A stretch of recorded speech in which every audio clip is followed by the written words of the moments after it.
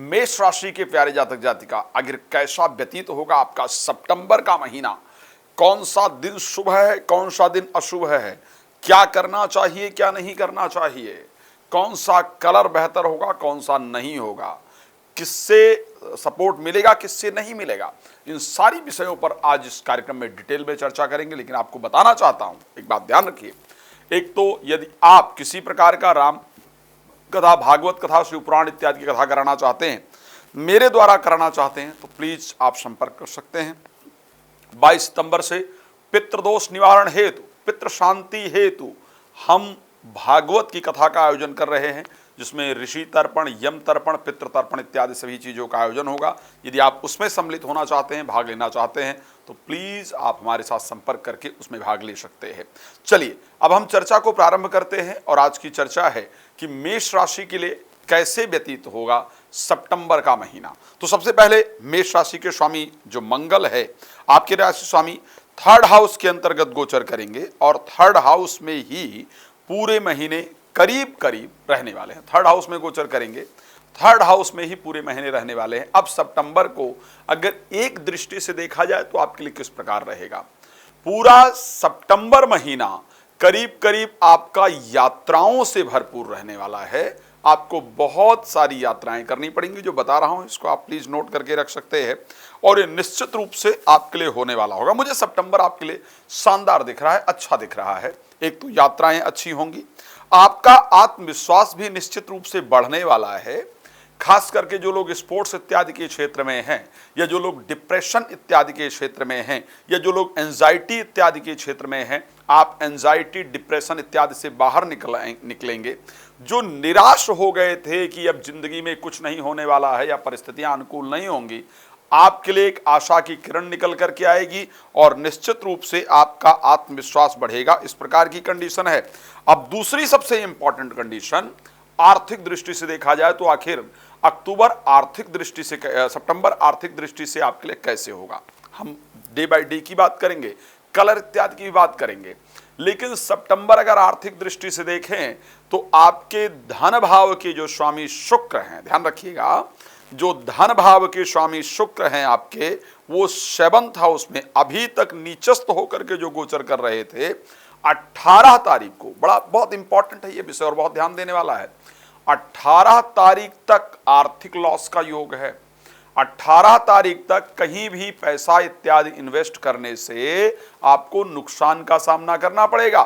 पारिवारिक परिस्थितियों में भी अशांति रहेगी, शुगर लेवल इत्यादि आपका हाई होने का योग है। 18 तारीख तक जीवन साथी के हेल्थ का प्रॉपर देखभाल करना है, जीवन साथी के साथ रिलेशन अच्छे रखने का प्रयास करना है। रिलेटेड टू मैरिज कोई काम करने से आपको बचने की आवश्यकता है और धन का भी बहुत ध्यान से प्रयोग करने की आवश्यकता है। 18 तारीख के बाद जब शुक्र तुला राशि के अंतर्गत प्रवेश कर जाएंगे और उसके साथ 18 तारीख के बाद अगर देखा जाए, जब तुला राशि के अंतर्गत शुक्र का प्रवेश हो जाएगा, तो ऐसे परिस्थिति के अंतर्गत शुक्र 7th हाउस में आएंगे, शुक्र स्वग्रही हो जाएंगे और शुक्र सबसे कंफर्टेबल फील करते हैं 2nd हाउस और 7th हाउस के अंतर्गत। तो यहां पर जीवन साथी के साथ रिलेशन इत्यादि भी आपके बेहतर हो जाएंगे और उसके साथ जो आपके आर्थिक परिस्थितियां हैं वो भी आपकी बेहतर हो जाएंगी। व्यापार इत्यादि में वृद्धि भी देखने को मिलेगा और मन में प्रसन्नता रहेगी, स्वास्थ्य इत्यादि बेहतर रहेगा।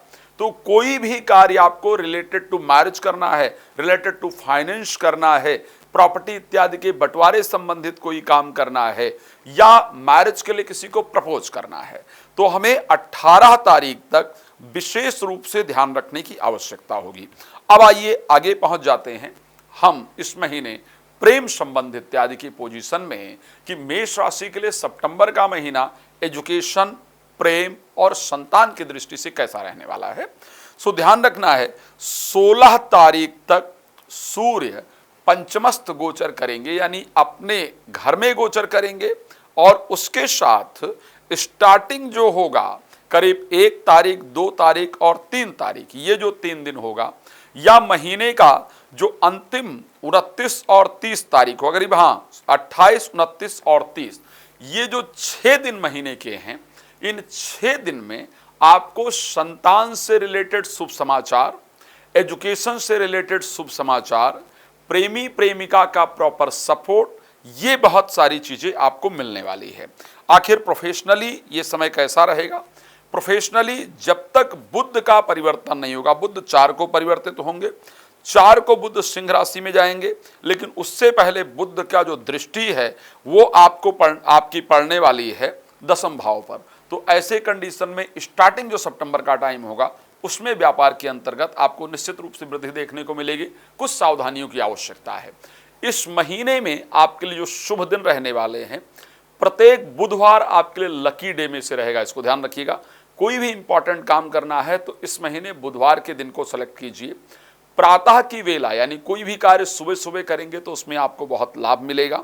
इस महीने आपके लिए शुभ रंग हरा रहने वाला है। इस महीने शुभ अंक आपके लिए 3, 4 और 6 रहने वाला है। रात को 9 बजे, दोपहर को 12 बजे मैं रोज लाइव आता हूं, तो मेरे साथ लाइव जुड़ करके भी अपने प्रश्नों को पूरी तरह से जान सकते हैं। पहले और बाद में बात करना चाहते हैं तो कॉल अपॉइंटमेंट लेकर के बात कर सकते हैं। 22 सितंबर के लिए 22 सितंबर से आपकी पितृ शांति के लिए श्रीमद् भागवत का पाठ मैं आयोजन करने जा रहा हूं। उसमें पितृ शांति यज्ञ, पितृदोष निवारण, पितृतर्पण, देव तर्पण, ऋषि तर्पण, यम तर्पण सब कुछ किया जाएगा। भंडारा भी होगा, तो आप उसमें सम्मिलित हो सकते हैं, अपना नाम इत्यादि भी लिखवा सकते हैं। भगवान आपको बहुत पसंद रखें। इसी शुभकामना के साथ जय श्री राम। बहुत धन्यवाद।